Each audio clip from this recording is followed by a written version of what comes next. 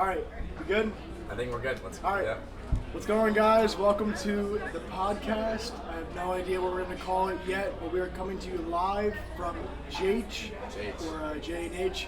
I am Justin O'Neill, Judd. I'm Nathan Marzina, Marzy. So Yeah.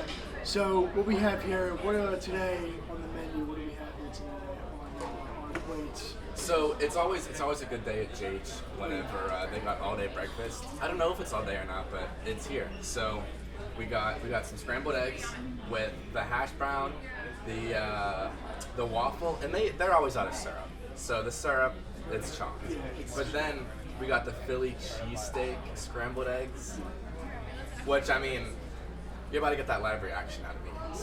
So let's really talk about that real quick. Philly cheesesteaks. Now you're from Pittsburgh. I am from Pittsburgh. Right. So I'm from Lansdale, which is like 30 minutes away. Now, before you came to Philly, were you aware of the Philly cheesesteak before? Yeah, I most certainly was aware, but I didn't realize like how important it was, the debate and everything. Yes. And you know, whenever you first hear about Philly, you go to Pat's or Geno's. And then whenever you get here, you realize those are both just two different tourist traps. They're both garbage. I forget the distinction, like which one is which. I think it's Pat's that has the slabs of meat and not the actual chopped up. Yeah. And the patties suck. Whenever it's like the thick slabs, it is absolutely terrible. And it's uneatable. It's inedible. It's just not good. So, yeah, I don't really have much knowledge. I've never been to Pittsburgh before. I gotta ask, what would you say is the Philly cheesesteak of Pittsburgh? That's a great question. That's a really good question. So first off, there's a restaurant that's called Permane Bros. It has, I believe it's expanded to a lot of different places than just Pittsburgh, but it originated in Pittsburgh. I don't know where else it is. Maybe Ohio? I don't know. But it's gas. Their whole thing, the fries go on the sandwich. It's got fries, it's got slaw on there, the coleslaw. I'm not a big coleslaw guy, but the coleslaw at Permane's, I'm not either. oh my god. It's got lettuce, it's got tomato. Oh, it's so good. Also, pierogies are a big deal in Pittsburgh. Really? Yeah. So even at like the Pirates games, they got the pierogi race. It's these people that dress up in pierogi costumes. They have like a stat sheet on the jumbotron. I've never heard of that. That's Yeah. new. That's new to me. Yeah. So the pierogi races are crazy. There's like Really? you got Saul, you got Chester. I want to say Miss Vicky is one of them. There's either 4 or 5. I forget off the top of my head, but it's always exciting to watch whenever you're at the Pirates games and the pierogi race comes out. So, talking about the Philly cheesesteak in Pittsburgh, and really talking about Philly culture versus Pittsburgh culture, I want to start and ask you, like, is the culture really that different from hometown Pittsburgh to Philly? Is it like, even though we're in the same state, I think it's really interesting that Pennsylvania is one of those states where, even though it's one state, you go to Philadelphia, Philly, Pittsburgh, Lancaster, Erie, and it's like 4 different cultures. Yeah. So, would you say that Philadelphia and Pittsburgh are like vastly different, or would you say it's kind of? I think that the one thing, I mean, it could be because of the age that we're at. Like, I was never really exposed to like the big tailgate scene in Pittsburgh. So like, I know that people tailgate the Steelers games. I know people tailgate like Pirates games. But I think that the Pittsburgh Penguins are a way bigger deal in Pittsburgh than the Flyers are in Philly. I can see that. And also, there's no basketball team in Pittsburgh, so you completely eliminate that atmosphere. And yeah, it may be just because of the age that we're at. Like, tailgating is such a big part of every single Eagles fan, and since they're in the playoffs now, like that's such a big difference in culture that like I was just never exposed to back in Pittsburgh. Gotcha. So, have you been to every Philadelphia sports game, or have all the teams? Have you been to all Not all the teams, but I have been to all the arenas and stadiums. Oh, you So have? the Sixers, where the Sixers play, that's also where the Flyers play. So I've been to a Flyers game and I've been to a Phillies game. That was last season, not this previous one, like the one before that, before they even made the playoffs. So yeah, we went to one of those games. And then since Temple football plays at the link, like I watched the game there, but I've never been to like an Eagles game. You been to a Phillies game? Yeah. Yeah, I've been going there since I was a little kid. I don't know if you know Chase Utley, like the old, like I don't know early anything about 2000s. it. He signed my glove way back in the day. Yeah. I still That's have it crazy. today. He was always my favorite player. Shout out Chase Utley for watching this. I love you. So, trying to think. So are you? Would you say in Pittsburgh?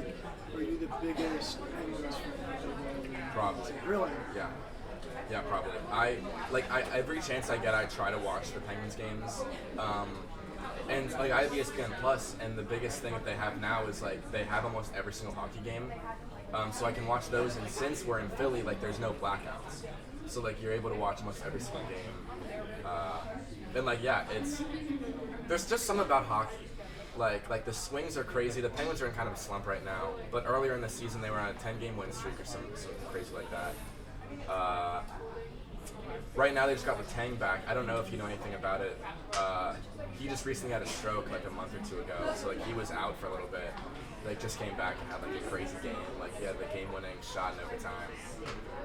So, but it's crazy because like the difference between the Penguins is there's so many players that are like about to retire.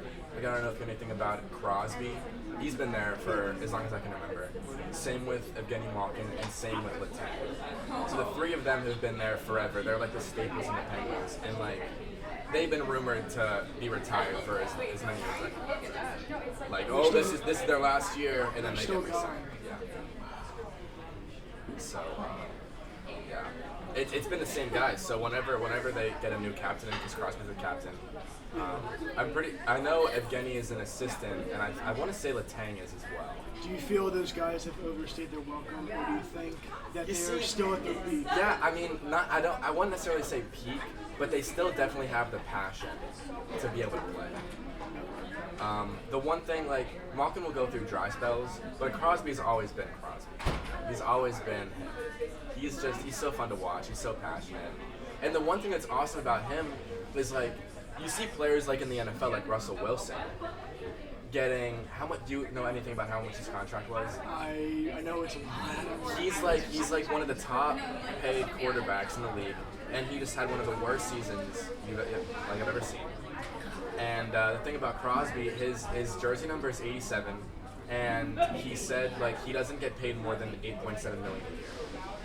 So like he is so adamant about like that number and keeping the amount of money that he is paid low, because that's still a lot of money. But then there's more money to be going around to be up to the team, and then you can pick up other prospects with the money. Like so that was. So do you feel he's overpaid? No, I feel like he's underpaid. Underpaid. Yeah, I feel like that's the big thing. But do you think in sports in general, you hear all these crazy numbers? Do you think they're ever, compensating, or do you think like what they are given is exactly how it should be? I almost want to say that part of it could be a marketing thing. Like part of Bryce Harper is the fact that he's being able to been like marketed. Same with like Aaron Judge at the Yankees, but they're getting paid almost like what $75,000, $100,000 per at bat if you end up doing that. So like that is, I think that's ridiculous. The fact that you're making more money than the average American per at bat, like it's pretty unbelievable. That is pretty wild. But I think that's also like culture, sport to sport. Like baseball is such a swing. Like there's players that get paid like barely anything, and there's the players like Aaron Judge and Bryce Harper that just take everything, like the whole cap. Yeah, no, I definitely agree. And is hockey kind of the same way? I really don't I don't think so, because also like the rosters aren't as deep. Yeah. Do you still think, despite hockey still being a relatively, big sport in America, do you still feel like it is underrated? 'Cause I've heard a lot of people argue about that, saying like, they think hockey should have the football treatment.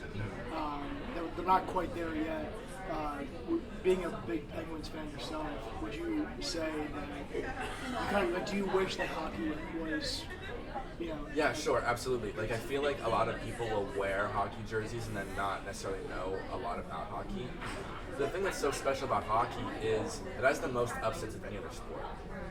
So with that in mind, like, if you're an underdog, like, you still have a very good chance of winning. And, like, overtimes in hockey is, like, some of the most exciting of any sports overtime. Like, extra innings is the same thing, right? NFL overtime is the stupidest rule ever. Like, if you score the first touchdown, you just win. Like, that's ridiculous. I think college football overtime is valid. I think that's a really good. But in hockey, I don't know if you know, it's 3-on-3 in overtime, and it's only 5 minutes. So, like, yeah, it's really a game of possession, and like, yeah, you can lose the puck, and then all of a sudden the other team's coming down with a breakaway. So, like, once it gets to overtime, like 3-on-3, really anything can happen. Have you been to an overtime in person? Maybe I have. I can't think of one off the top of my head. Yeah. Like an experience. But like anytime I hear that it's going to overtime, like if I'm not watching the game, like I'll drop everything to put it on. Like it's so. Oh God. And then, but shootouts, like that's the unfortunate thing about shootouts. Like I'm a big soccer fan as well. Shootouts in soccer, like they're making the majority of their shots, whereas in hockey, like in the shootout, I feel like they don't make as many. Like the goalie is saving most of the shots. It's funny. I remember back in the day, I saw it was like top 10 most dangerous positions in sports, and I know number 1 was actually pitcher in baseball. Really? And number 2, or at least the top 5, was a goalie in hockey. And I gotta tell you, like hockey in general too. Like, I know some of my guys from high school that played hockey. And I sometimes wonder, I'm like, I don't know how, something about like, not to sound like this, but just like sharp skates. Yeah. Like, I don't know. I feel like, I played rugby, and like I remember, I don't know if you know in rugby, when you get tackled, you have to put the ball down, and they have like a big thing that goes like right over you. I forget what it's called.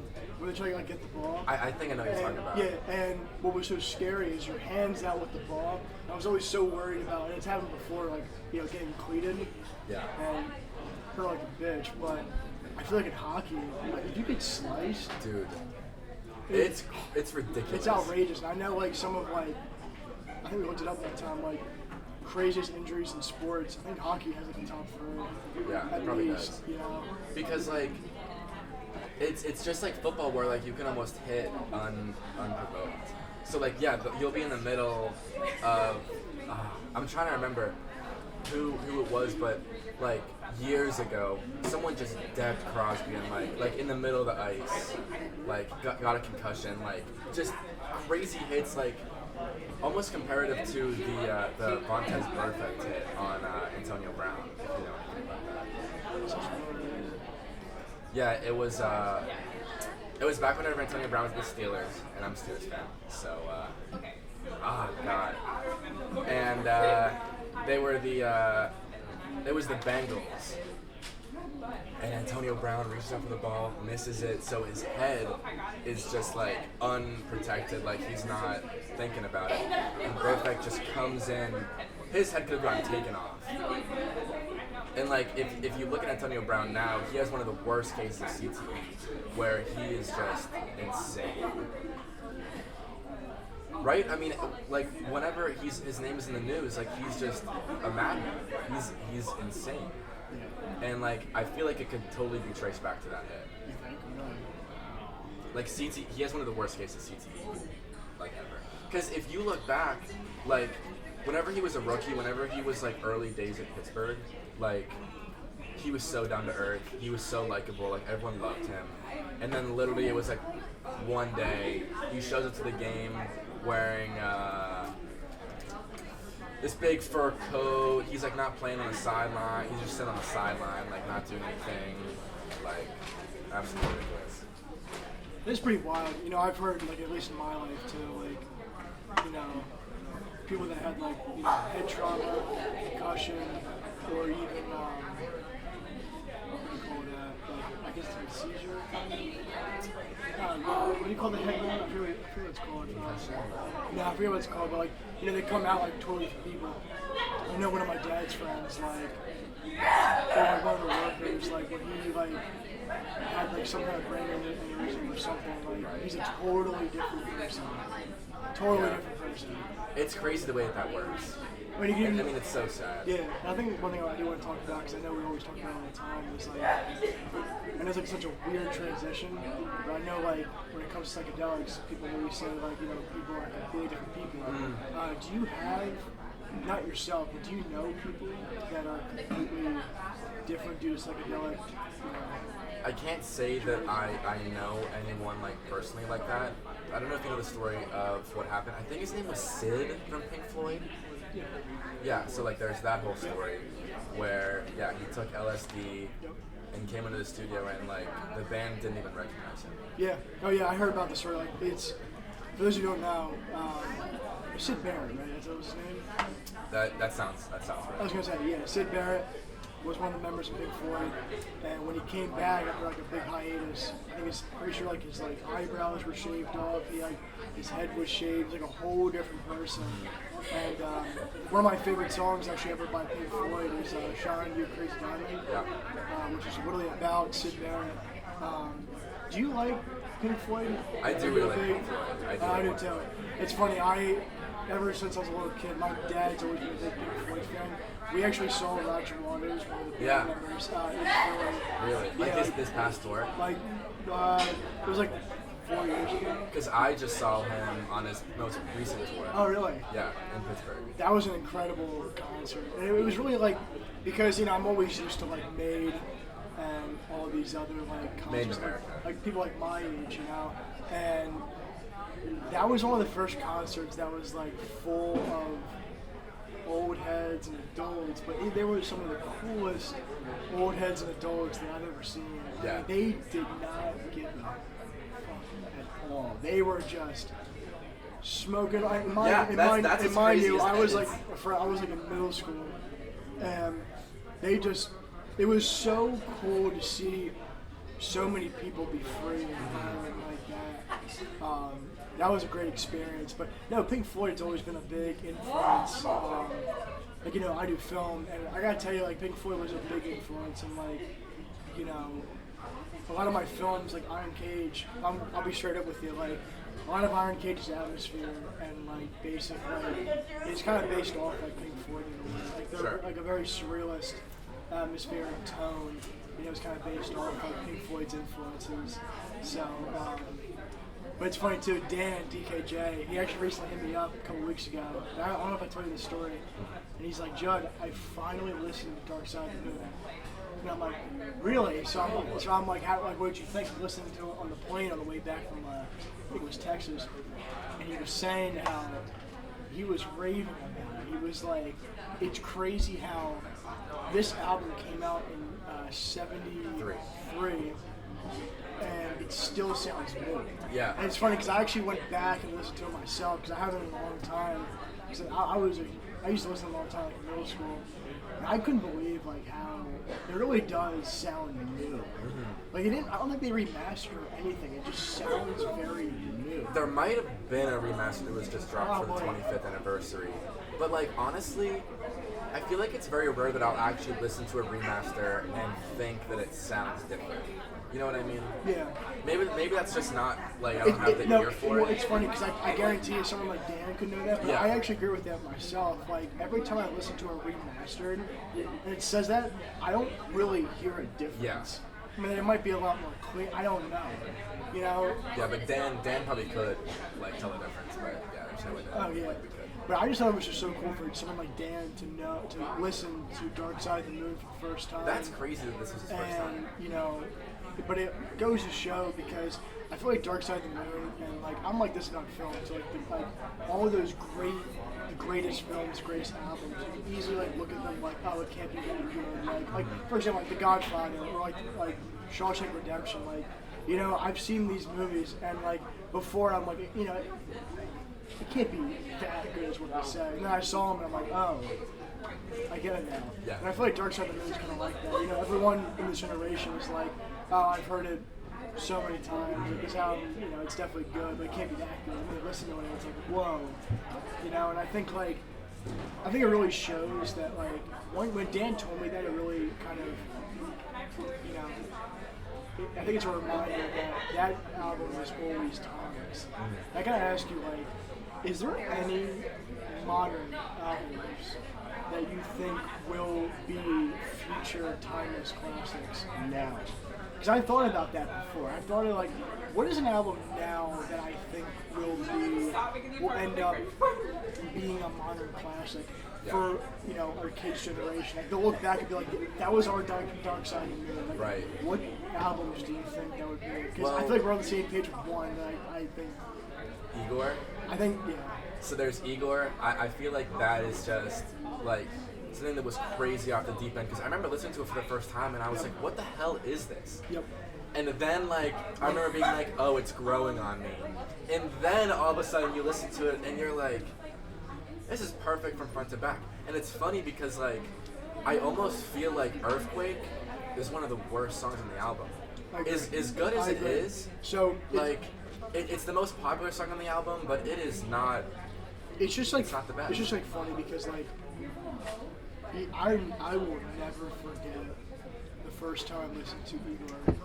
I was junior year of middle school. I remember we had a half day. I don't know why, but we had it wasn't a half day. I think we had a 2 hour delay. No, that's what it was. Yeah. It was a 2 hour delay. I don't know. I don't know why. That's crazy that you guys. Yeah. So we had a 2 hour delay, and I forget why.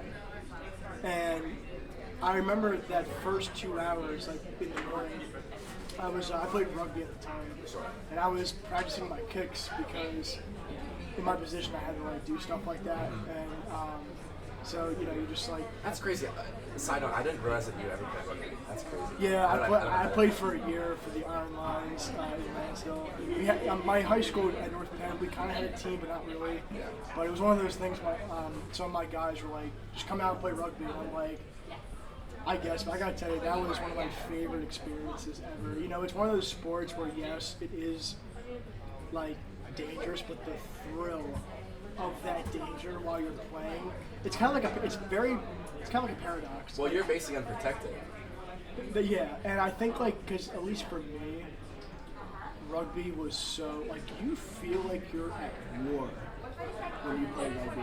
I kid you not, there was one game, I don't know if I ever told you about this. Well, I never told you I played rugby. There was one game, I always tell this story, where we played on grass, not turf, and it was pouring rain, drenched the entire ground. It was all just mud everywhere, and we still played. Yeah.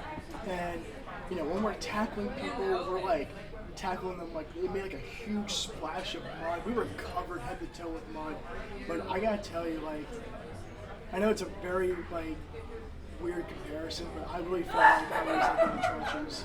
Yeah, well, I mean, it was wild, and I remember all the parents were there watching. My dad has a few videos, but it was just crazy. Someone would tackle someone and dive right into a pile of mud, and it was everywhere. And I remember by the end of it, we won, and that when we came all together, it was just crazy. We were just all dirty. It was just really cool, and that was really cool. I'm so happy I did it because I remember I was so on the fence about it, but I was so happy I did it because it's a sport that I think is not only underrated. I know we talked about going back to underrated sports. I think rugby is definitely up there. Now I know it's a bigger thing in European countries, but I gotta tell you, rugby it's not only fun to play, but have you ever watched rugby? Really watch I've it. seen clips, but Really- I don't think I've ever like sat down and like watched that. Really watch it sometime. I think it's like it's one of those sports. I think it's misunderstood in the way that like it is dangerous. Don't get me wrong. Like rugby is dangerous, but it's such a very brotherly game. You would never think it. It's weird, but it's a very like together game. I never felt so close to a team. I played baseball, track, and all that, but like rugby, I really feel like I was like a part of part of the team. It's like you're risking so much every time you go out there. Oh yeah. Believe me, there's been injuries, but never like anything crazy. But it definitely does get bloody sometimes. Yeah, and sure. I don't know. I just think the adrenaline rush of being in a rugby game, of these guys coming at you. And I think the one thing that rugby taught me, at least, was no matter how big or small you are, if you tackle correctly, that's really all it takes. If you know how to tackle, you can tackle anyone. Yeah. I've seen some of the smallest guys, and I'm talking like 5 foot, 5'2", tackle like 6'5" guys by just getting the area of where the tackle. And they always tell us that right at their side, a very specific way of tackling, and they go down like dominoes immediately. I mean, that makes sense. Yeah. So, but no, I recommend rugby to anybody. I was gonna do it at Temple, but I just had no time. I remember I was gonna sign up to do it because it really was like an era of my life that I love. It was my junior year of high school. I'll never forget it. But going back, that's when Igor came out around that time, and I just remember like, same as you. When I listened to it, I'm like, this is so different. And I remember listening to the entire day. I was on my longboard after school, going to one of my guys' house. I had one of my earbuds on the whole day listening to Igor. And my favorite song off that album, from day one to now, it's never changed. It's always been Gone, Gone, Thank You. Gone, Gone, Thank You is very good. That's always, I don't know what it is. It's such a very nostalgic song, even though it's new. It's so good. It's incredible, but yeah, I think Igor's definitely up there. I'm trying to think of what else. I'm thinking like, if you go to Kendrick Lamar, there's so many that you could debate. People always say like, I mean, Damn is up there, but like I don't know if you even call it a classic because like as good as it is, it's more of like almost a radio album, right? But if you take a look at like To Pimp a Butterfly, like that I would regard as like something like that. Yep. Because you got to look at something that you can play from front to back. And like so, I mean, you could make the argument with his newest album, Mr. Morale and the Big Steppers, but yeah, I don't know if you could because there's some songs that like I can't help but skip. I forget exactly, maybe like Purple Hearts. yeah. I'm not a fan. So I gotta see what kind of stuff I have. The new Lil Yachty could be. All right, so I think it's changing. I actually want to talk about that. What do you think of the Lil Yachty album? I think I've listened to it one more time. I've listened to it twice through. It's one of those things that like it almost sounds like there's too much going on. But like that's the same thing that I thought whenever I listened to Igor for the first time. Whenever I listened to Yeezus, when it like. I really think like, I was at the gym when I listened. I was on it was like my cardio day. I was just doing treadmill on the bike for a while. And I was listening to the whole thing, and I just couldn't help if I should be laughing or in awe. Yeah. And it was kind of the same experience as what you just said, Jesus and Whole Line of Red. I couldn't tell if I should be laughing or I should be enjoying it. I gotta tell you, like, it's such weird, like, it's such a juxtaposition to have these airy, floaty instrumentals, Tame Impala instrumentals with Yachty. It's so weird. And like I said, really reminded me of Igor in that way. Yeah. It's funny, I was talking to Kay Donnelly, shout out to Kay Donnelly, last night at the Rush event. And he actually said a really good point that I thought too. Were you a big Yachty fan back in the day? I was enough, like I really liked I Spy. I was honestly probably more of a Kyle fan. Do you know Teenage Emotions? Is it called Teenage Emotions? The one album with it's like him and the kids in the theater. That one album came out in 2016. I can't. I don't know. I think this new album is what he was trying to do with that one, because that one was kind of the same thing, very summery, him singing, but some of it was just like. I really feel like bad, I but- feel like this is what he's been trying to do is push this kind of music because I think it's Breathe Deeper by Tame Impala has the Lil Yachty remix where he's on. He basically has like a feature. I want to say it's Breathe Deeper.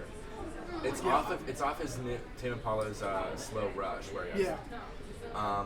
Actually, it's funny when we're talking about albums that could be like the Dark Side of the Moon, the modern day Dark Side of the Moon. Do you think Currents could be up there? Oh yeah. Because I was thinking, I feel like That's front to back, like I was masterpiece. I feel like I don't know why, but like I feel like that album has already become like a classic. I don't know if you agree with that. Yeah, I completely agree. Well, because I saw Tame Impala live Yeah. last year at Firefly 2021. Shout out Firefly. Yeah, so I mean that might have been my first like real concert. Like that was so eye-opening to me. Like I never realized that visuals were such a big aspect, and it was with like every performer. Yeah. They got the visuals behind them. Like I went to some free show at the Man in Philly. There was like it was some political campaign for the Working Families Party of Philadelphia. Shout out Working Families Party. But yeah, they had this free show. Nia was supposed to perform. I don't know. Maybe they did. I think that's who replaced. It was supposed to be the Baby, but at the time, the Baby just got canceled for being homophobic. Yeah. So he was supposed to perform, which is what we went for, and then Neo replaced him. Saweetie was there, but so it was like they each had like a 3-song set. And that was probably the first actual concert I've been to. And then, Firefly, at the time, had Cage the Elephant, put me on to Peach Pit, Tame Impala. That was what really put me on to Tame Impala, because like, I was seeing clips on like TikTok of the show, and then like being there live, oh my god, unreal. Who else was there that year? The Killers. They were crazy. We missed Diplo. We're always gonna be sick. We missed Diplo. But it's funny. I was just going through my playlist. It's one album that's actually very recent, like 2 years, that I think will be a classic. This is bold. After Hours. After Hours is very good. I think that has a very complete sound. What's ironic about After Hours is even though I think that will be the classic probably, this is the boldest take I will ever probably make on this podcast today.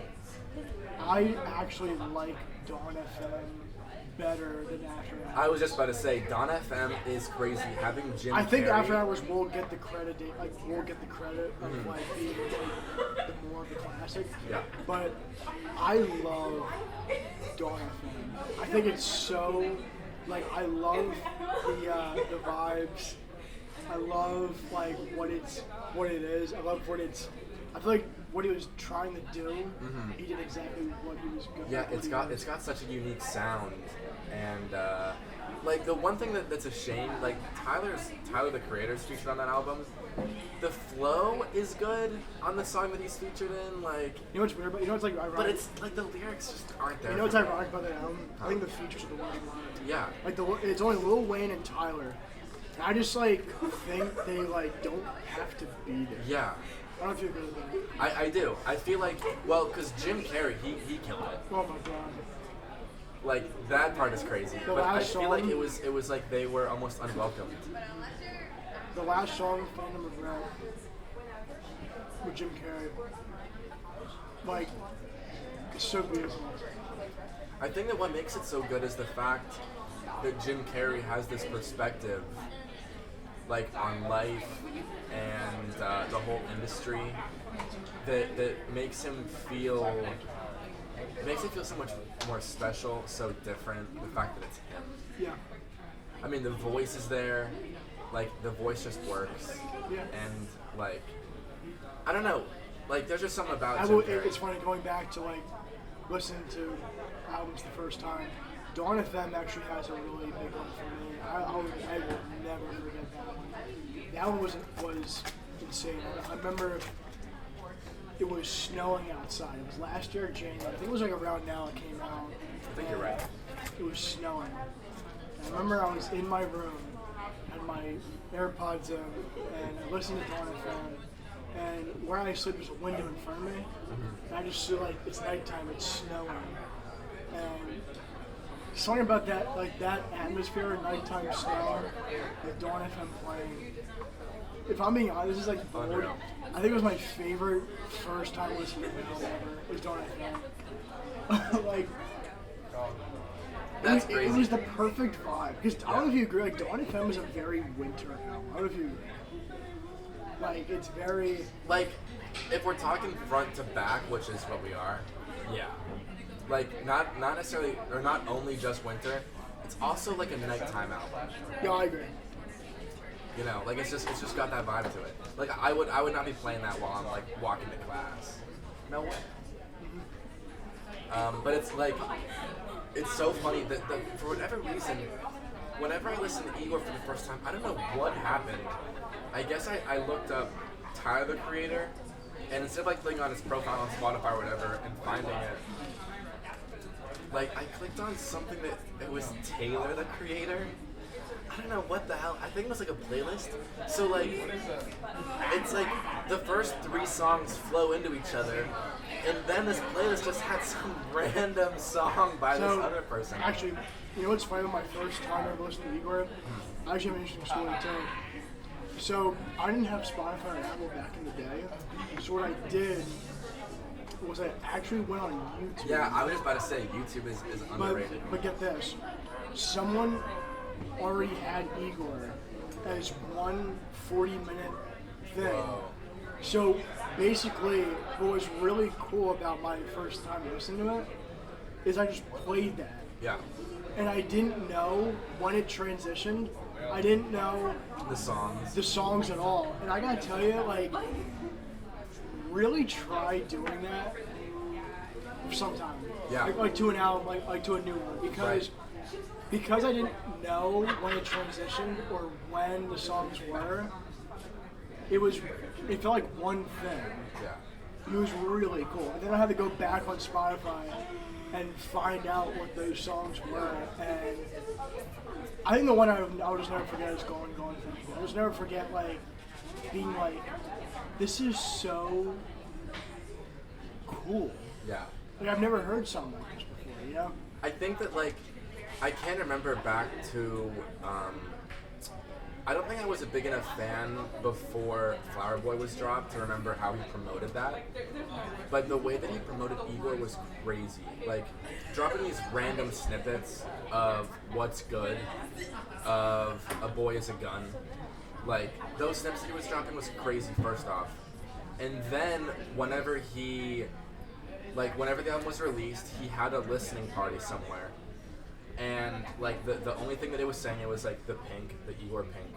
And it said, this album is meant to be listened to in its entirety.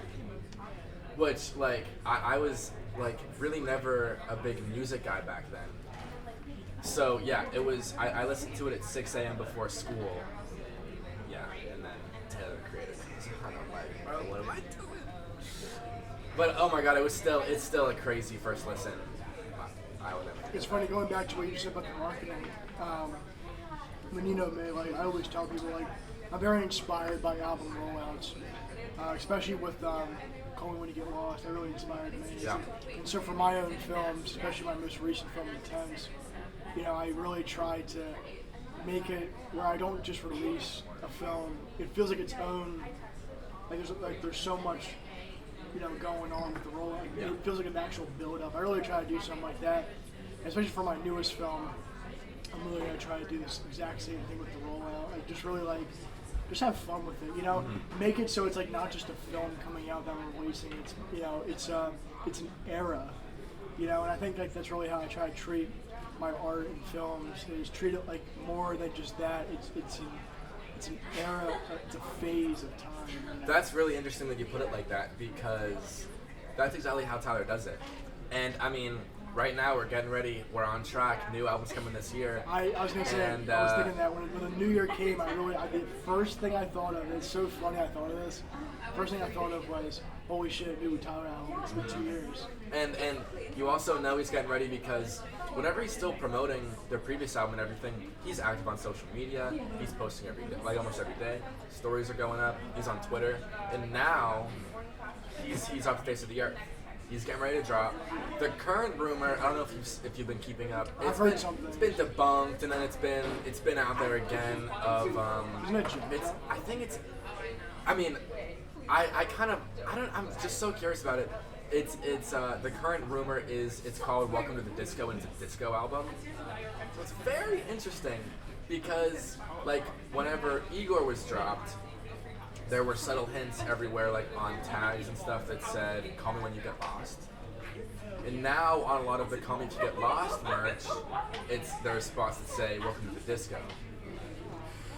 So yeah, and that's consistent throughout. There's even DJ drama on "Call Me If You Get Lost" at some point. I forget what song. It might have been the opening song that he says "Welcome to the Disco." But I never thought that. I mean, Tyler did say it's not that, but you know, who's to say? I'll be honest with you. I feel like, because after Call Me If You Get Lost, I really don't know what direction he's gonna go. Yeah. I think that excites me. I don't know like where. And it's funny because I try to do the same with my films. I try to make my every film I do so different. Like for those who don't know, my next film was my junior thesis film, and it's a surrealist beach film with kind of experimental elements. I don't want to get into too much, but it's like kind of like a semi-love story on a beach. It's not a romance film on the site. It's very dark. And it's funny, speaking of Dawn FM, it actually has purgatory elements in the film. Interesting. Where a lot of the film will be nighttime. It never becomes daylight. It's going to be a really interesting film. It's taking place in my beach house all the way in Cape May on Sunset Beach. So it's going to be we're filming that the first week of March.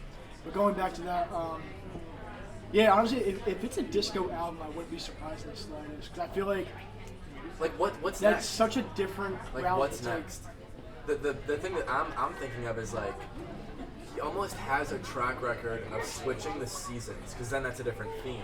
Yeah. Like we're about to be out of winter. I don't think I can see him dropping this early in the year.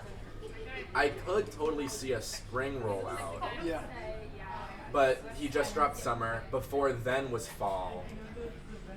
So like I'm kind of anticipating like April or May of a drop. If it's a disco album, how are you gonna feel about it? I mean, I feel like he never ceases to amaze me. So I mean, every album, even Bastard, is. I mean, I love everything he puts out. Yep. And like, the thing is, if you listen to his one of the most recent features that he dropped on Cash In, Cash Out, very reminiscent to him on Goblin or Wolf, of that real R&B It's rap. funny. There was actually a theory I've heard that they always say this stuff, but like this new one's gonna go back to the Wolf era. Which I would love. I would absolutely love that. Because we too. almost kind of, I don't know if you agree, we almost kind of had that Call Me If You Get Lost. I don't know if you agree. Maybe not the sound, Especially- but the way that he flows like and the raps. one with 42 Doug really reminded Lemonhead and Corso. I think it's Lemonhead. really reminded me of like Goblin. I don't know if you agree. It was so like hard hitting and just yeah. like it was. I don't know. It's like it's definitely like it's hard. Like on Igor, there's What's Good, but that's more of like a Yeezus hard. Whereas Corso It's funny, and if I asked Lemonhead are more of anybody who's not really like a Tyler fan, like back when Igor came out, like a lot of like my guys, they don't listen to they didn't really like it that much. Sure. The one song they liked was What's Good. Yeah. Funny enough. What's Good is so good. I think he was saying that that's his favorite song to perform, like at all, ever. Really? And I mean, I saw him back in March whenever he came to Philly. Oh my god, almost a year ago at this point. That's ridiculous. But that was one of the best concerts I've ever been to. Like the whole atmosphere was there. I mean, my favorite Tyler album is Cherry Bomb. Oh, really? Yeah, so he didn't play a single. He like played like a snippet of Smuckers, I think I remember correctly, but like, oh my god, no, Cherry Bomb is my favorite for sure. Why? It's so different throughout.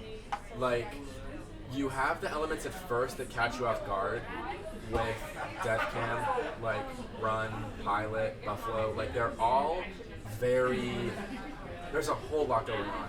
And then you get into Blow My Load, 2-seater, fucking Young. Like, three pieces of absolutely beautiful music. Oh my god, no, it's something special. Because you would never expect it to transition to that, but that's the way Tyler does it. He actually, damn, now that I'm like explaining it like that, that's kind of what happened on Call Me If You Get Lost. It starts off crazy hard, and then it goes into What's Your Name? With NBA YoungBoy. Listen, I gotta tell you, that's a ridiculous flow. No, I will say, the one thing I'll never forget is, I don't know if you remember this, the track list of Call Me When You Get Lost actually leaked. Really? I don't know if you know that. I don't think that I did. And I remember seeing NBA YoungBoy on What's Your Name, and I remember literally being like, "There's no way. There's no way." And I gotta tell you, I think Tyler has the Kanye effect in the way that he tries to bring the best out of people. That's kind of like what I try to do myself. But it's wild. Like, I'm not even a big YoungBoy fan, but I gotta tell you, like, I could be biased on this one, but I think it's his best feature I've ever heard. Yeah. Because it's Like, so different. It's so weird, because I guarantee you Tyler did it on purpose, like, get an artist that would never work on this and see how he is. And it just, so wild. Because, yeah, that's the thing is his sound is completely different than what he did. Yeah. So, like... I think it's really interesting to hear. Like, you see, like, some of these rappers are not good. And then you hear them on different things that aren't like them, and they're so good. Like, Yachty. A lot of it is production. I really think, like, I think all of the rap, not saying all of them, like, some of them really are really good. It just depends on what you give them. And I think YoungBoy is honestly a great example of an artist that, like, he might be doing the wrong thing. I don't know. Because this is bold, but I think his singing is pretty good. Yeah. Like, especially on What's Your Name, I was shocked. Like, when I was like, this is Young, like, that's wild. Yeah. Oh my god, no. It's crazy. Have you heard the new JID album? It came out a little bit ago. Yeah. Oh my god. Like, because that's the thing is, I feel like his features always hit. Yep. Like on Dreamville, oh my god. Don't even get me started on that. Yeah. But then, like, his new album, Surround Sound, is unbelievable off the new album. Such a good song. And yeah, it's just like, something you wouldn't expect. Almost. It's so fresh. It's so good. I'm trying to go back to this classic thing. I think a top artist. I think Ashwood will be up there. Well, actually, no. I do think if you dumb it down, I think it's like already a no-brainer. I think Rodeo is definitely going to be a classic. I think there's no question about it. Like, you could say all you want about Ashwood and all that, but I think the real classic to me, and I think is Rodeo. Are we expecting a new album from him this year? So, Utopia is such a weird. I've heard weird. like apparently like it was going to come out during the controversy. Apparently that's when it was supposed. That's what was supposed to happen, and I think he delayed it because of that. Right. That's so probably right. There's a theory, hopefully, that it comes out this year. Because if it doesn't come out this year, do you know how long it's been? It's been 5 years. Astroworld was what, 2018? 2018. It's been 5 years. If you can believe it. That is ridiculous. I mean, even like. Actually, I was telling the podcast now, my favorite rapper is A$AP Rocky. Yeah. And so you know what's crazy about A$AP Rocky? His new album's dropping this year. Like, it's coming really close. He already dropped 2 singles. One of them's called Same Problems, which is astounding. But yeah, no, me and my good friend, my graphic designer, Nick Constantine, shout out Nick Constantine. His favorite artist is A$AP Rocky as well. And we always, I've known him forever, and we always just love A$AP Rocky. Always theorizing like when he's gonna drop, because we've been talking about new Rocky albums since like we first moved to the Temple. and it was going to be called All Smiles, but I think, I forget what it's called, but the title was revealed. But I don't know if you agree. I think A$AP Rocky is so versatile. Have you ever like truly like listened to A$AP Rocky, like an album? You see, that's the thing is like You absolutely should. albums. I don't know if I'm a big fan of like albums. One of my by favorite A$AP. album. You know what's funny? My favorite rap album of all time is At Long Last A$AP. Really? I think you should totally check it. I think you should definitely check it out. It's I such feel like a, I've listened to it's it. such a unique atmosphere. No, please. If you're ever in your car, I gotta give it a if you're go. ever in your car or you just have your AirPods and you have like an hour, listen to the entirety of At Long Last A$AP, and I think your perspective on A$AP Rocky will change because I did that for someone, a guy Nick G from back home. Shout out Nick G. And Nick G, I told him he did Uber Eats. That's one of my. Oh yeah. He's like, Judd, give me an album. I'm like, yo, listen to the entirety of At Long Last A$AP. Okay. He's not really like a big A$AP guy. We called after that, and he's like, wow. The atmosphere it's so different. You feel like you're like in, I can't explain it, but you feel like you're in like the trenches of New York. Yeah. I can't explain it. Like it's such a. I think that Because I think you would like him, and here's why. A lot of that album especially is very psychedelic. You would never think it, but it is. Yeah.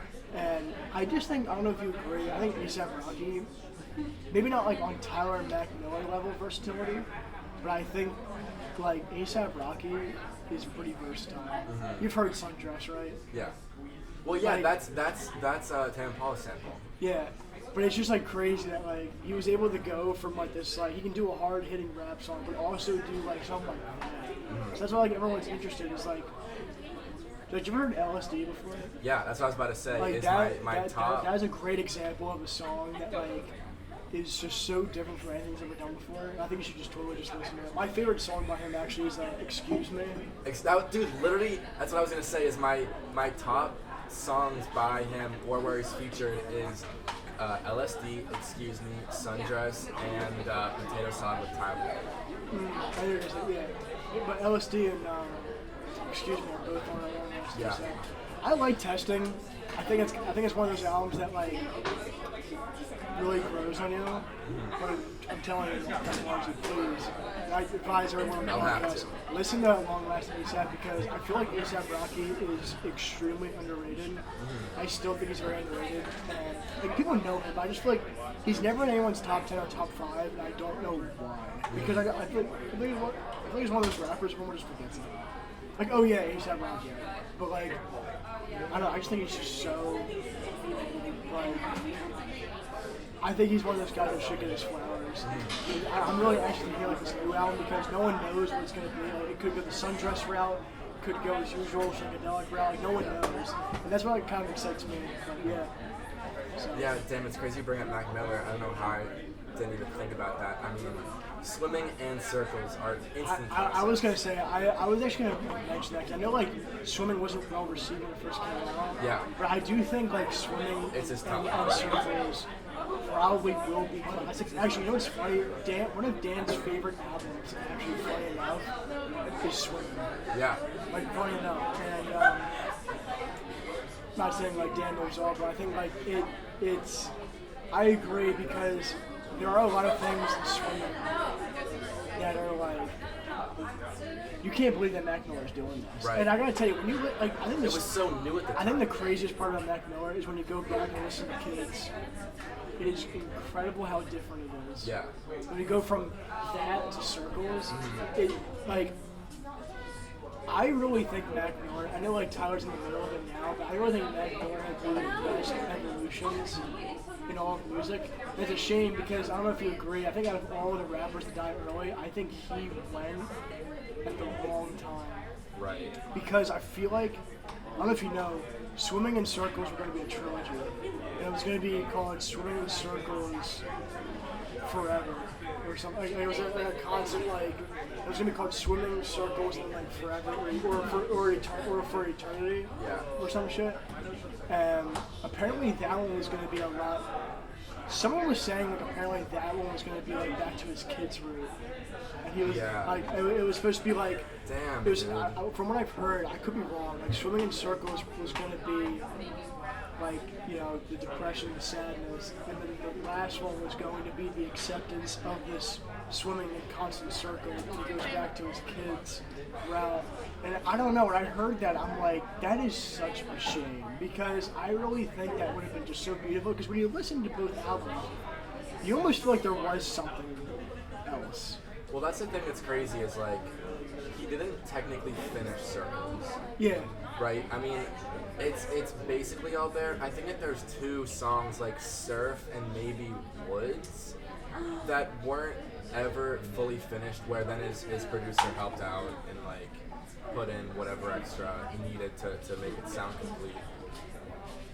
But yeah, I mean, one of the craziest things is like, at the time I was so like protected, and like I didn't know anything about how people use drugs, and like that whole concept was like completely unheard of to me. And the way that I thought like he died was like it was this whole perspective that he was at a party doing cocaine, and the cocaine that he did was laced, right? And that was the whole story. And it turns out that's not the case at all. And that the drug dealer that he bought it off of knowingly sold him fake perks, I think is what it was. Like he literally, yeah. So like he reached out to 2 different drug dealers. The one was unresponsive, so he reached out to another one, and then she delivered the drugs and like this real stuff.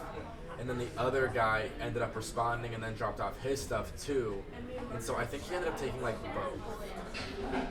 And like he ended up taking obviously the fake stuff that was laced and just completely.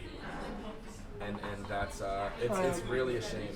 There's a lot of like artists that come to my mind that I think really died at the wrong time. I think Max up there. This is a really bold one. I think Pop Smoke could have been one of the biggest artists. Sure. Because that's bold to say. And I know like he was kind of like in that drill category. But I gotta tell you, like some songs like What You Know About Love really like changed my perspective. Like, oh fuck, like this guy could have been the next 50 Cent if he really wanted to. I just feel like I think he was taken way, way too early. Like I think like he was only known as the drill guy, but I truly think he could have been a very versatile artist. I mean, I also think like this is the biggest one. I think I really do believe this. I was talking like with one of my guys about this. I think X could have been probably the biggest artist. I think that he really started to transform of this generation. Mm-hmm. I truly think if there was a alternate universe where X is still alive, I think he would have been the biggest artist ever. I think this is really bold. I think he would have been like the MJ of now. I know like that sounds really bold to say, but he really was. But I think like he was getting there, and you still kind of see it now. I mean, think about it. Like you go on this like Spotify, 5 of the top 5 songs are over 1 billion. Yeah. And he still has like 40 million listeners per month, and he's been dead for 3 years. That's insane. Yeah. Like I've heard like there's like rumors like I know like the whole Drake thing. But there's like a whole rumor like Drake was actually scared of X because he knew that he was going to be bigger than him or something like that. Yeah. Well, the hold that Drake has, I mean, that alone, he has the whole industry around trying to figure. Yeah, I think like X could have easily. I don't know. He went way too long. I mean, I think Juice did too. I mean, I was never like the biggest Juice guy. Crazy. The way that he passed away is absolutely unbelievable. I think out of all of them, I think that was the one I honestly did not believe it. I didn't believe it. I mean, there's no. It was a crazy story. I mean, yeah. If you really, dude. I mean, seriously, break it down. The way that they all die is over some bullshit. I mean, the way that it's what was it Takeoff? Dude, that is the dumbest thing. That one's crazy. I didn't believe that one either. I was like, yeah. That was the last one that I think that happened. Like the last big one I've heard. But, I don't know. It's people like Tyler, and like, I just really hope stays. Yeah. Because I feel like going back to just, bring it all full circle, going back to what you were saying about the best player like in sports and hockey being at their peak. I don't know if Tyler and Alden are at their peak. I don't know. Or ASAP Rocky. Or, That's the thing that's crazy is like I don't know if they are. And that's what's crazy is knowing the work that Tyler has done so far and other examples of like rappers. I don't like Lil Yachty. I feel like he's just getting started. Especially with this new album, I feel like if he goes this route, he's just getting started. well, take a second to think about it. Like, what is the most recent artist that is like retired? I guess SZA. But like, how many artists are you actively listening to that just announced they're putting out their final album? I mean, I guess Brockhampton, but not really. Well, actually, here's a great question for you then. Is there an artist that you think has reached their peak and is done? I'm not talking rap, I'm talking now. Because there is a lot of, like for example, like I know me and Nick Constantine always talk about this. Green Day should have retired way back. I love Green Day. Their new stuff is awful. It's really not very good. I think they should have quit. If I mean, like this is like straight up. I think they should have quit, like American Idiot. American Idiot. Because once we got to like the Uno trilogy, that It's not good. It's not good. and that's the thing. There's a lot of like rock. Like I still think Foo Fighters is still okay. I know the Chili Peppers released 2 new albums, and they're all I think right. well, Dave Grohl is just so special. I agree, yeah. But is there a rapper or just a artist now that you think has already reached their peak, and if so, what album would that be? Honestly, I hate to say it, and like, I mean, you might agree, you might disagree. Kanye, dude. It's a shame. It's a shame to say it, but I think he's chopped. I think he cares too much about the media to actually put out what he wants to. He'll act like he doesn't care about the media. He'll act like it doesn't matter. But we all know that he cares. And yeah. Do you like Donda? There's a few songs, but I can't like. It's not one of my favorites. It's really not very good in my opinion. Right. I think this is bold. I think Donda, at some moments, is Kanye's best, but it's only for brief moments. Like Moon is crazy. Yep, Moon's actually one of my favorite Hurricane. songs. But like, But that's the thing. Like, I just feel like it's not complete. It doesn't sound like complete. I agree. I think Donda sounds incomplete. I think that's its biggest thing. I think if it was cut in half and done more cohesively, I don't know if you agree with this. I think Donda could be one of his best albums ever. No, and it's there. His best album is in Donda, but it's just in certain places. I don't know, because if you think about it, like all of his other albums have that sound to them. Like you could play a song, and, like that's the same with Tyler, but like you know what album it's on. Yep. With Donda, I mean, it doesn't. It feels raw in the worst way. Does that make sense? Yeah, I feel I feel like this is a great question to ask. I feel like asking someone this question is you really know a person from asking this question. What is your favorite Kanye album? I feel like you really know a person by asking that question. I think about it a lot. For whatever reason, recently, I can't find myself. This is gonna sound crazy. Recently, I can't find myself listening to My Beautiful Dark Twisted Fantasy all the way through.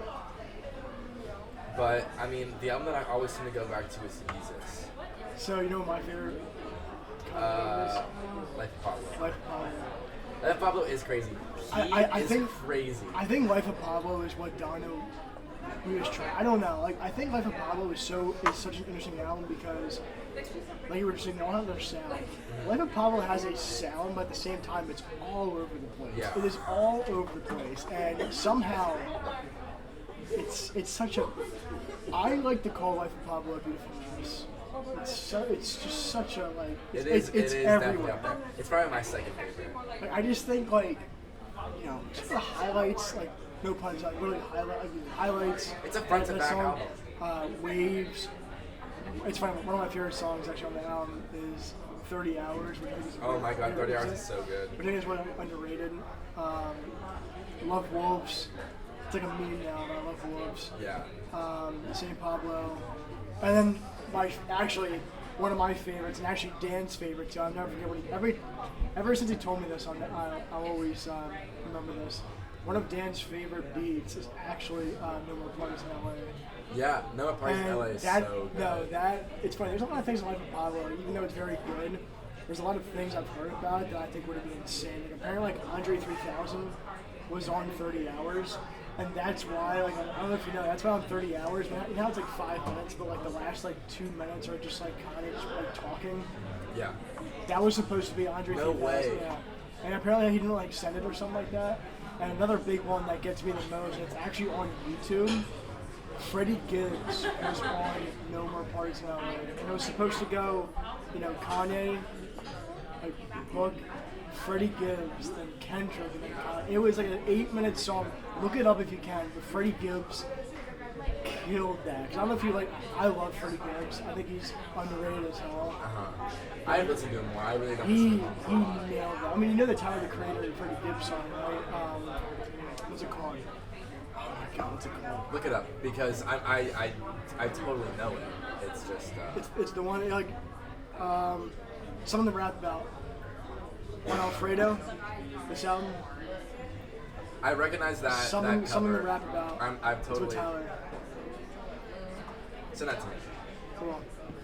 That I feel like I That's a- totally listen to that, but I can't like in my it's escaping my mind right now. But going back to like Don FM with Jim Carrey of him being crazy, like my favorite movie of all time is The Truman Show. So like if you look at versatility in artists, then you can also look at versatility with so many different actors. Like Jim Carrey, he's this goofy guy.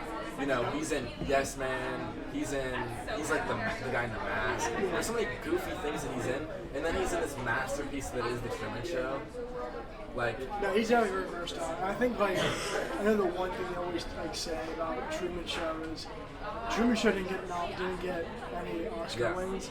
I truly think Jim Carrey should have won for that. Yeah. The fact that he can go from like comedic to the ending is just masterful to me. And I think whole like thing is so good. that movie, it's in my top like 20, but that film has always stuck with me. You know? I think that what makes it so special to me is like, I mean, I'm sure that you feel the same way. Like, there's times in your life that it feels like everyone's watching you, and it feels like everything you're doing is so important, but that's not the case. Like, is crazy as that sounds, like, you know, you'll be in your room doing whatever, feeling like people are watching you. Does that make sense? As if you're entertaining people, but in reality, you're just in your room by yourself. You know, that's what I've come to learn in my life. Like, you know, I used to think like everyone was not judging. I was never like that. Like, oh my God, everyone's judging me. But like, Yeah. I used to think like people cared. But then I realized to myself, like, everyone is worried about themselves anyway. Mm-hmm. They don't care. And even Nobody cares. and even if they seem like they do on the surface, they don't care. Like, and even if it feels like they do care, they're still gonna go home, and 10 minutes later they're gonna forget. That's what I mean. That's once you understand that type of freedom, where like no one really gives a fuck, so why should you? It's a level of freedom that like it's hard to master, but like once you do, it's like actually. Did you ever heard of a book? Actually, I'm reading it right now. Actually, it's called The Subtle Art of Not Giving a Fuck. It's by Mark Manson. Definitely read it if you can. It's very. He talks about that. He talks about like he just says straight up like nobody gives a shit. Yeah. At all, like about you. So why should you care? Like, Yeah. he talks about like things you should give a fuck about. Like, he says people give fucks in the different, in the wrong places. Yeah. And I think like the freedom that you want is really setting your values straight and really putting your values different. It's not really about like, you know, of course it's about like what you want, but what you want is possible through how you change your values, change your mindset, and change like, you know, it's over the course. You know, people like I remember I saw this video one time where it's like people always, the problem with our new generation is everyone's like, oh, like in 30, 90 days, I will become a whole different person. And that's not true. Like, I mean, it can be, but you have to, I've heard you have to do small increments every day of something and to become a newer person. You know what I mean? That's what life really is. Doing small things in the routine changes that will progressively change your life in the long run. You probably know this stuff already, but people think, and I'm kind of like, I think that sometimes. I'm an instant gratification type of guy. Yeah, I mean everyone is. And that's the thing, is like, that mindset of instant gratification is what is hurting us now. You know, we want things ASAP, we want things, and that's just how it is with social media and all that. But I think it's very important to, instead of looking at today and tomorrow as that's your life, look at the bigger picture. And it's hard to. It is so hard. Because like, at least for me, like, my whole life right now is today and tomorrow. Like, being in the moment, like, I'm a very in the moment guy. It comes with its perks, but also its cons. You're so paying attention, your attention is all into now. That when it comes to the bigger picture, I can't really think of it. You know? Well, yeah, I mean, that's the thing that I feel like is what is genuinely holding me back the most in my life is that, like obviously, it's easier said than done to not. You know, I'm still gonna live with anxiety at the end of the day. I'm still gonna be struggling with that shit. But like, I almost go through phases because like recently, I was posting on TikTok almost every day for like 2 months. Yeah. It was like. And I mean, the motivation behind that was because I was trying to push my roommate Marco into posting every day. So like the whole thing was like, if I'm posting every day of just random bullshit, then you can post your music stuff. And I mean, for a little bit it worked. Like we were both uploading very consistently, and I mean we don't anymore.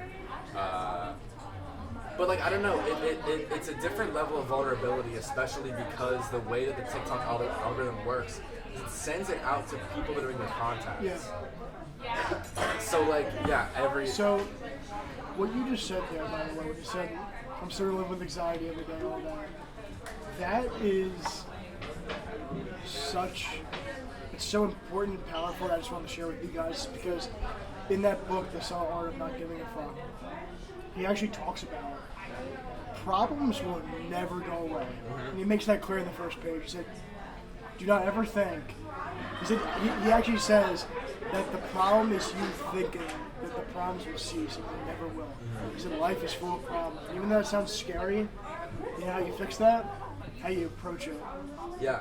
He said it's not about the actual problem itself.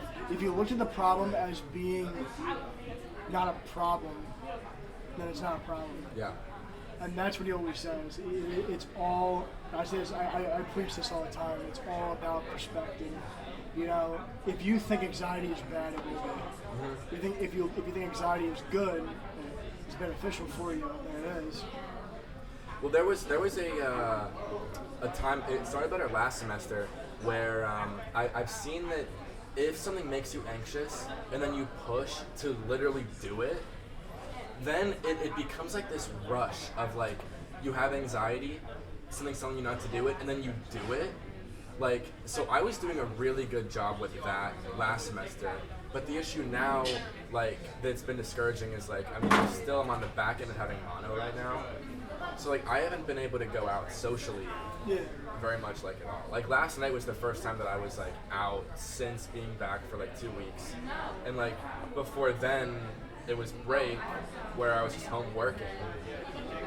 So like, I think that's the thing is like, I'm kind of just in this hiccup right now, but I just want to start doing again. I want to start doing stuff, and it's hard because now that school's in full effect and I'm a teaching assistant for a class, like there's so much going on. Oh, you're a TA? But, yeah.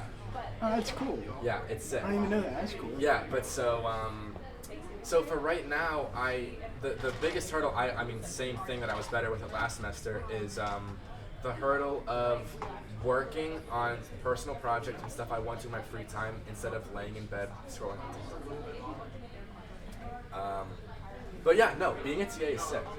Like, I didn't know you did that. That's cool. Yeah, so I basically lead the lab, And it's different because since I'm an information science technology major, the lab that this is, it's not like it's a chem lab or a bio lab that like we're doing experiments, but it's a computer project. Yeah. And so the professor isn't there during the lab. Like it's fully my lab. Like I make the assignments. You're basically a teacher. Yeah. With Like, people like that, you're yeah, that's because I took the class last semester.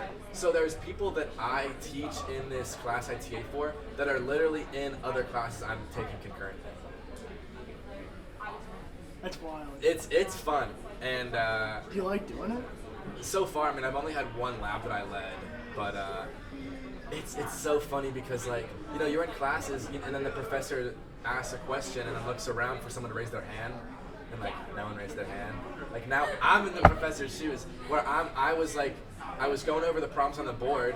I went over like 4 practice problems and I'm like, all right guys, so like these are the problems that are on the homework.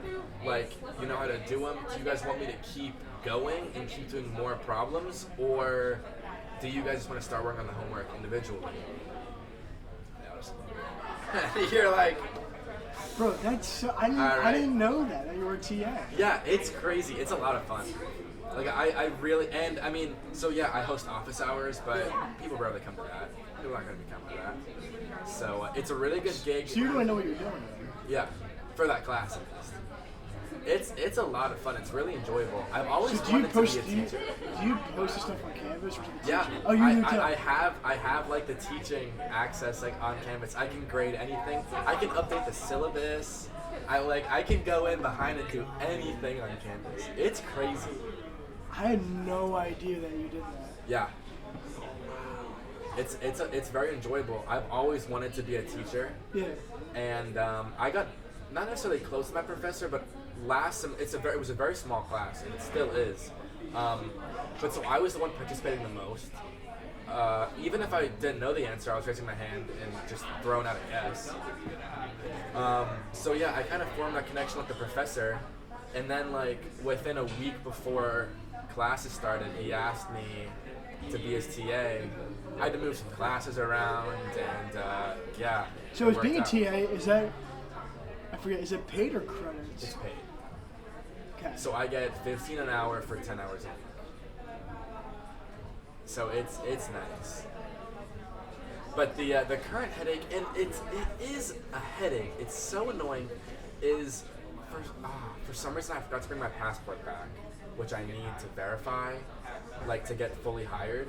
And I mailed it to Zos because he's in the apartment complex. So then it would be in the mailroom. And it said it was delivered last Friday, 8 days ago. It's still not there. Really? So, like, I might have to go to the passport thing in Philly. So, because me and my roommates were going to Cancun over spring break. Yeah, I remember you so I saying that. need that passport to go. Yeah. And so, like, I'm technically not fully onboarded yet. So I haven't been paid.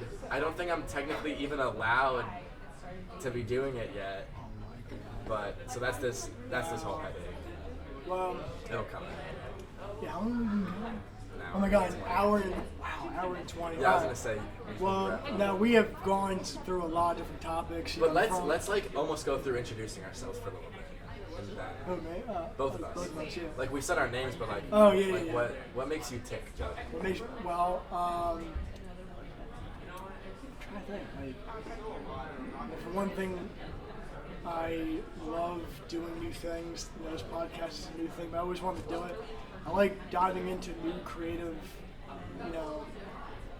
different creative things. My main thing is film, but I've had my hands in different creative things, and I don't know. I just always feel like every day there's always ideas in my head, always creative things going on, and I just want to just do everything. Because the thing about me is and I advise everyone that's watching this, I don't want anyone to be boxed in.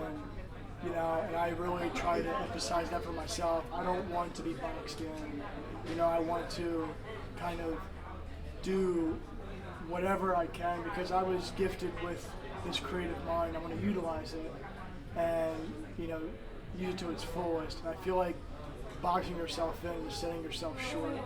And that's why I really try to if I think of something, I do it. I don't just have it in here. I really just try to make it physical.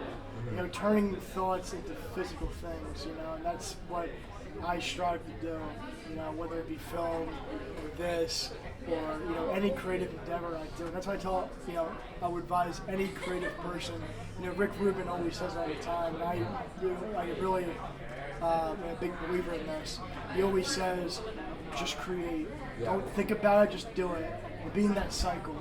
And I think that's kind of for me too. Even if things don't make sense or things actually I had a talk with some film guy today. We were talking about he asked me how do you,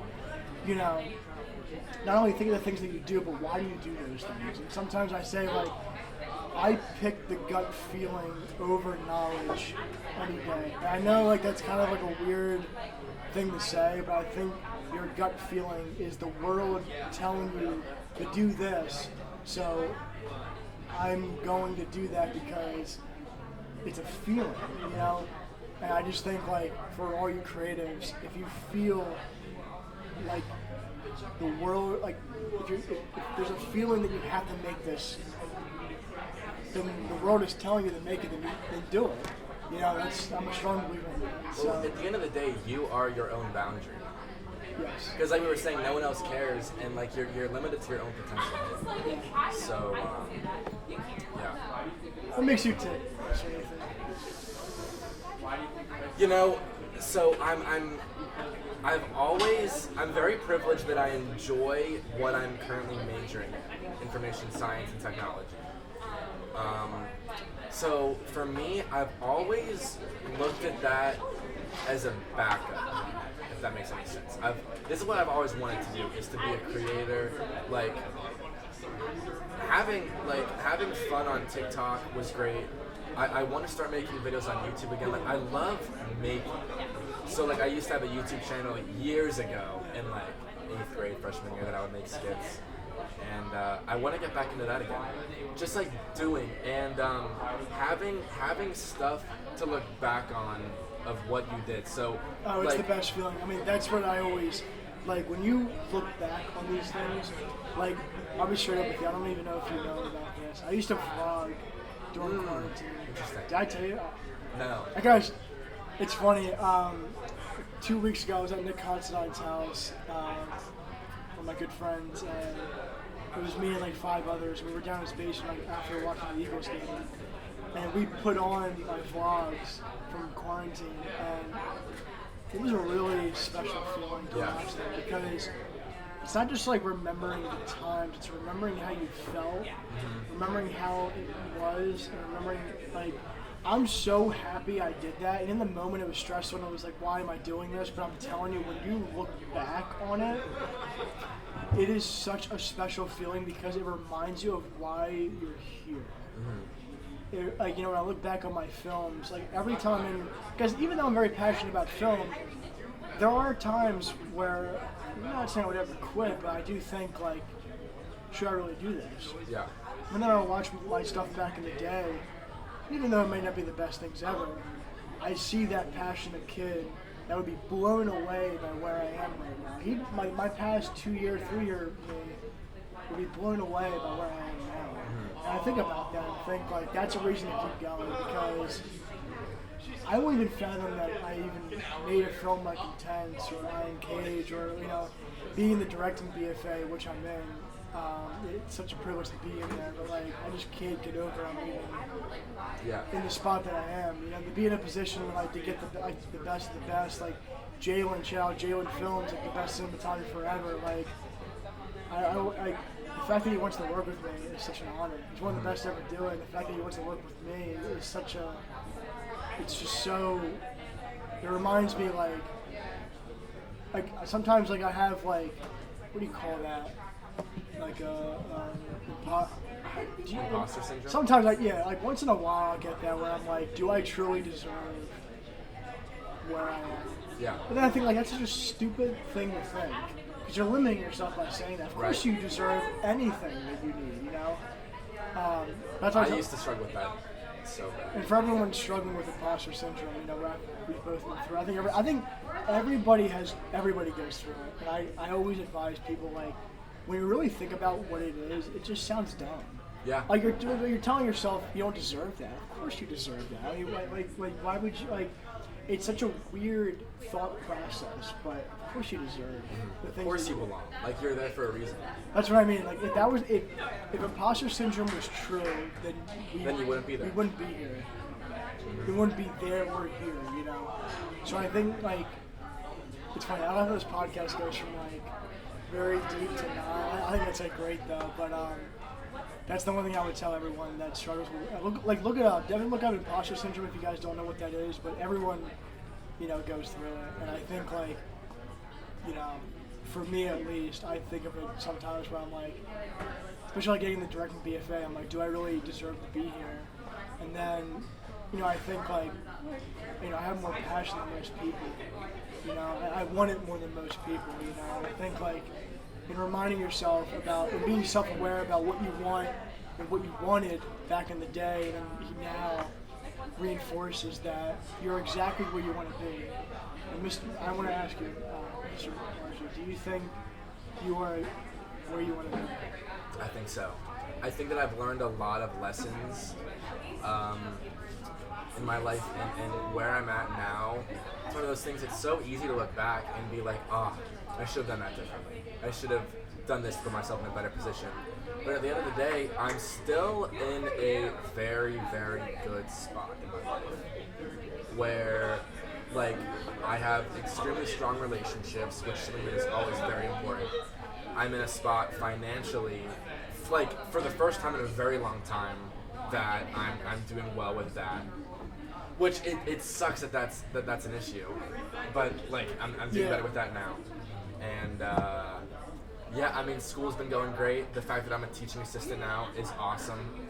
And yeah, I'm really developing a lot of skills that are very important. One thing that so instead of vlogging, I started it last semester. And I mean, it sucks. I really haven't been into it as much recently, but like I was journaling like every day. Oh, I did too. So, I was gonna talk to you. Like, I actually, so I don't. Sometimes I'll like miss a day, but Yeah. I try to do it every day. And I gotta tell you, like, do you write what you're grateful for? More so, I just flow. So like some days it's like setting up what I'm doing tomorrow. Yeah. Some days it's like this crazy stuff happened. Like whenever Temple beat Houston. Yeah. In basketball, like that's what I had to write in. Was this day is unbelievable. This hasn't happened in 23 years that we've upset the number one team.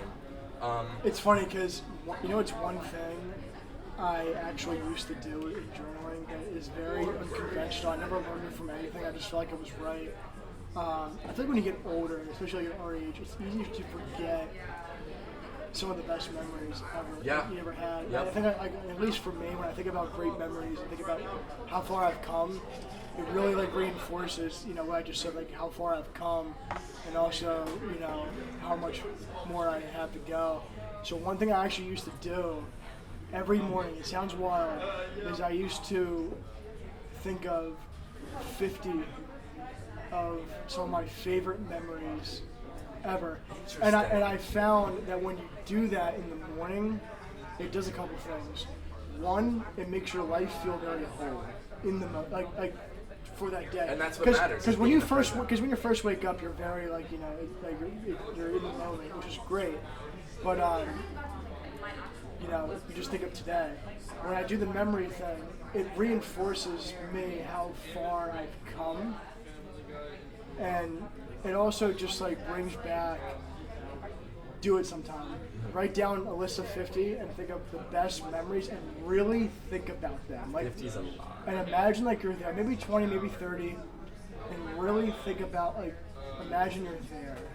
And what I've found in doing this is I've actually developed feelings that I haven't felt in years. Interesting.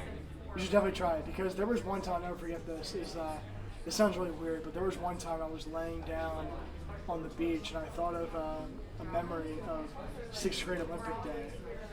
And I closed my eyes and I felt like, I thought of the colors, the smell, like I thought about everything. And slowly, I kid you not, this is like a real thing. The smells came to me. The color, smells are crazy. and then the feelings came to me, and I felt things I haven't felt in years. It was one of the coolest things, and I really advise you, like, to everybody, like, journals or just like, really just think about memories. I mean, it's easy, like, I'm not saying be stuck in the past, I'm not saying that, but just really think about your journey. Yeah. Think of your life as a whole. And the past 20 years, think about that. There's so many highlights. And I just think, like, doing that just really reminds you who you are. Doing those memories really reminded me, like in those times where you kind of lose yourself a little bit, reminds me of, like, this is who I was and this is who I am now, and I'm proud of it. Yeah. I'm happy with who I am now, So. Absolutely. Yeah. Yeah, I mean, every day, well, whenever I was doing it, you gotta date it, and then I would typically try to, like, summarize the day. So, like, what happened, what I felt during the day, and then I'll write a word of the day. So, like, a word, and then, like, how I would define that word for the day, right? Then I have a song of the day, and then I rate the day out of 10. And then I sign it. I used to do the same thing too. Like, I used to do this too. This is actually a really cool exercise. So think about 20 to 30 things of the highlights throughout the day. And It's a lot. It's a lot, but here's the thing. The thing about me is I'm very, like, I'm very aware of that. Like, there's just, like, when you do that, you gotta think very detailed. Like, you'd say, like, I had a great, I went to class and got a good grade on this one thing. You can say that. But a lot of the more detailed things was really cool because, you say I had a conversation with this guy, with like someone I haven't seen, or, there was a really cool sunset today, or, learn a new thing, learn a new word, or, like, something that you learned yesterday came back around today. Like, just little things like that. Sure. I think, like, it's all about the details, and if you make your life, like that, where you care about the details, your life is so much better. I really, if you really take your time to just enjoy, like, this sounds so corny. Like, my guys always know about this. It's like, I love sunsets. How can you not? And the reason I do is because people are like, all my guys are always like, why do you, like, I always go outside, like, every time there's like a great sunset, I make it a point to go outside and see it, because I just think you will never, I don't know, I just think